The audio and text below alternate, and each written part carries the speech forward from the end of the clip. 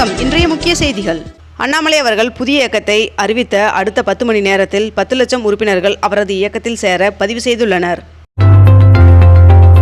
22 carrot ஆபண தங்கத்தின் விலை சவரனுக்கு 1840 ரூபாய் விலை குறைந்து ஒரு சவரன் 1,13,600 ரூபாயாகவும் 1 கிராம் 14,200 ரூபாய்க்கும் விற்பனை செய்யப்பட்டு வருகிறது. இதனைத் தொடர்ந்து 1 கிராம் வெள்ளியின் விலை கிராமிற்கு 10 ரூபாய் விலை குறைந்து 1 கிராம் வெள்ளி 270 ரூபாய்க்கு விற்பனை செய்யப்பட்டு வருகிறது. நிதி ஆயோக் கூட்டத்தில் பங்கேற்பதற்காக வருகின்ற 11ஆம் தேதி தமிழ்நாடு முதல்வர் விஜய் அவர்கள் டெல்லிக்கு செல்ல உள்ளார் என்று தகவல் வெளியாகியுள்ளது. தமிழக அரசின் செய்தி மக்கள் தொடர்பு துறையில் கூடுதல் இயக்குனர், இணை இயக்குநர்கள் உட்பட பல அதிகாரிகளை பணியிட மாற்றம் செய்து அரசு உத்தரவிட்டுள்ளது.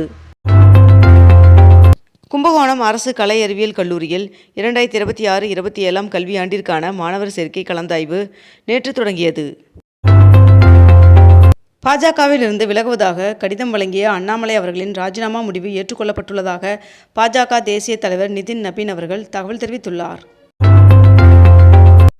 வங்கிகளின் குறுகிய கால கடனுக்காக ரெப்போ வட்டி விகிதம் 5.25% நீடிக்கும் என்று RBI கவர்னர் அறிவித்துள்ளார்.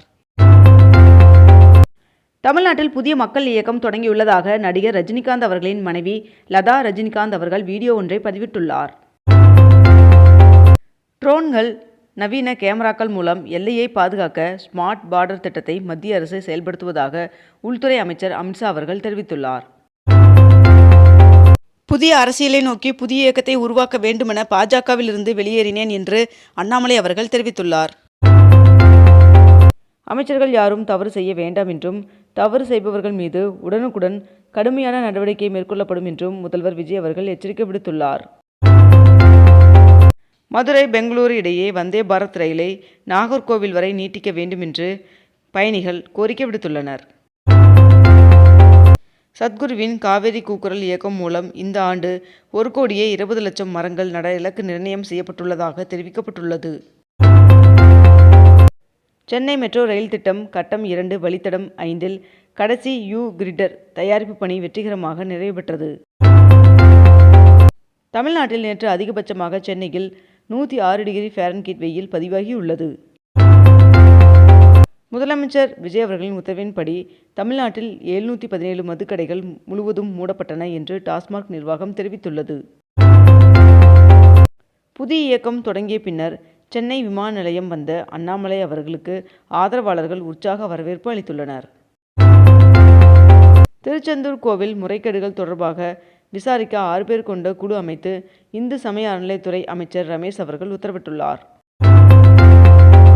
பாஜகவின் பதவியில் இருக்கும் நிர்வாகிகள் கட்சி பதவியை ராஜினாமா செய்துவிட்டு அண்ணாமலை அவர்கள் தொடங்கிய புதிய இயக்கத்தில் இணைந்து வருகின்றனர். இந்தியாவில் 3 லட்சம் கோடி ரூபாய் முதலீடு செய்வதுடன் 5 ஜிகாவாட் அளவிலான தரவு மையம் ஒன்றை ஏர் ட்ரங்க் நிறுவனம் அமைக்க உள்ளதாக பிரதமர் நரேந்திர மோடி அவர்கள் அறிவித்துள்ளார். முதலமைச்சர் விஜய் அவர்களின் தலைமையிலான தாவேகா அரசின் முதல் சட்டப்பேரவை கூட்டத்தொடர் ஜூன் 18ஆம் தேதி ஆளுநர் உரையுடன் தொடங்குகிறது என்று தகவல் வெளியாகியுள்ளது.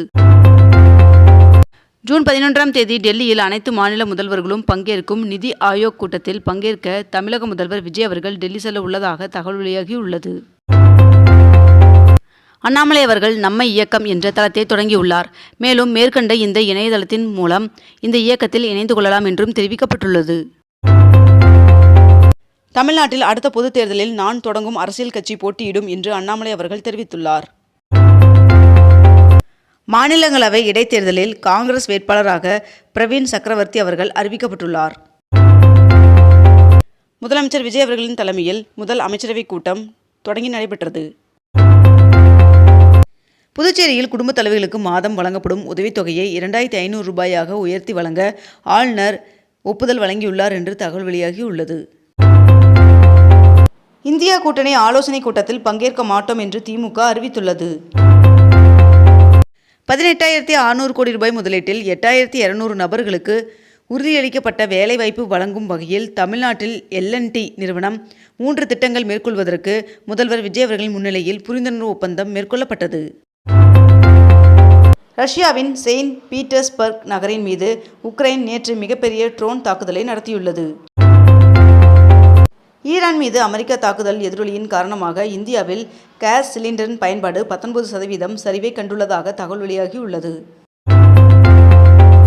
காலை உணவு திட்டத்தின் ஒப்பந்தம் முடிந்த நிலையில் மேலும் 3 மாதம் ஒப்பந்தத்தை நீட்டித்து தமிழ்நாடு அரசு உத்தரவிட்டுள்ளது. ஐபிஎஸ் அதிகாரிகள் 7 பேரை பணியிட மாற்றம் செய்து தமிழ்நாடு அரசு உத்தரவிட்டுள்ளது. சட்டவிரோதமாக கனிம வளங்கள் கடத்தப்படுவதை தடுக்க நடவடிக்கை எடுக்க வேண்டும் என்று அதிகாரிகளுக்கு முதல்வர் விஜய் அவர்கள் அறிவுறுத்தியுள்ளார். ருத்ரா M2 ஏவுகணை சோதனை வெற்றிகரமாக முடிவடைந்துள்ளது. போலி ரூபாய் 500 நோட்டுகளின் எண்ணிக்கை 20% அதிகரித்துள்ளதாக ரிசர்வ் வங்கி தகவல் தெரிவித்துள்ளது. விடைத்தாள் சரிபார்ப்பு மற்றும் மறு மதிப்பீட்டிற்கான பிரத்யோக இணையதள வசதியை பயன்படுத்தி 44,000 மாணவர்கள் எந்த சிக்கலும் இன்றி மறு மதிப்பீட்டு விண்ணப்பத்தை நிறைவு செய்திருப்பதாக CBSE தெரிவித்துள்ளது. மேற்கு வங்கத்தில் மகளிருக்கு மாதம் 3,000 ரூபாய் வழங்கும் திட்டம் தொடங்கப்பட்டுள்ளது.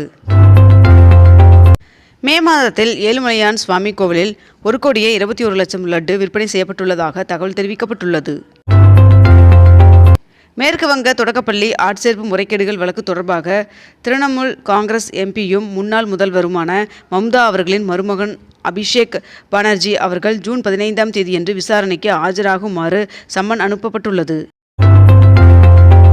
இந்தியா உட்பட 59 நாடுகள் மீது புதிய வரிகளை விதிக்க அமெரிக்கா திட்டமிட்டுள்ளதாக தகவல் வெளியாகியுள்ளது. சட்டத்துறையின் முதல் பெண் செயலாளராக சுமதி அவர்களை நியமித்து தமிழ்நாடு அரசு உத்தரவிட்டுள்ளது. சென்னை மெட்ரோ சார்பில் கிண்டியில் பன்முக போக்குவரத்து மையம் அமைப்பதற்கான ஒப்பந்தம் கையெழுத்தானது. 2026ஆம் ஆண்டில் $2 பில்லியன் மதிப்பிலான இராணுவ ட்ரோன்களை இந்தியா வாங்க உள்ளதாக தகவல் வெளியாகியுள்ளது. இந்தியா கூட்டணியில் இணைய தவேகாவிற்கு காங்கிரஸ் அழைப்பு விடுத்துள்ளதாக தகவல் வெளியாகியுள்ளது. மேட்டூர் அணைக்கு நீர்வரத்து 3,816 கனஅடியாக சரிந்துள்ளது. தங்க நகை மதிப்பீட்டாளர் பயிற்சி வருகின்ற ஜூன் 15ஆம் தேதி முதல் 19ஆம் தேதி வரை 5 நாட்கள் நடைபெற உள்ளதாக தெரிவிக்கப்பட்டுள்ளது.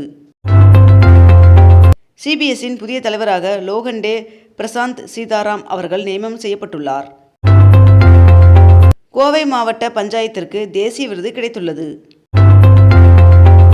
விமான எரிபொருள் விலையை கட்டுப்படுத்த மத்திய அரசு 10,000 கோடி ரூபாய் நிதி ஒதுக்கி உள்ளது என்று தகவல் வெளியாகியுள்ளது. கர்நாடகாவின் 25வது முதலமைச்சராக TK சிவகுமார் அவர்கள் பதவியேற்றார். கர்நாடக முதலமைச்சராக பொறுப்பேற்றுள்ள TK சிவகுமார் அவர்களுக்கு பிரதமர் நரேந்திர மோடி அவர்கள் வாழ்த்து தெரிவித்துள்ளார். தமிழ்நாடு முழுவதும் மாவட்ட வாரியாக பொறுப்பு அமைச்சர்களை நியமனம் செய்துள்ளார் முதலமைச்சர் ஜோசப் விஜய் அவர்கள். இத்துடன் இன்றைய தலைப்புச் செய்திகள் நிறைவடைந்தன. மேலும் இதுபோன்ற அண்மை தகவல்களை உடனுக்குடன் தெரிந்து கொள்ள அக்னிபூ சேனலை சப்ஸ்கிரைப் செய்து கொண்டு தொடர்ந்து இணைந்திருங்கள். நன்றி, வணக்கம்.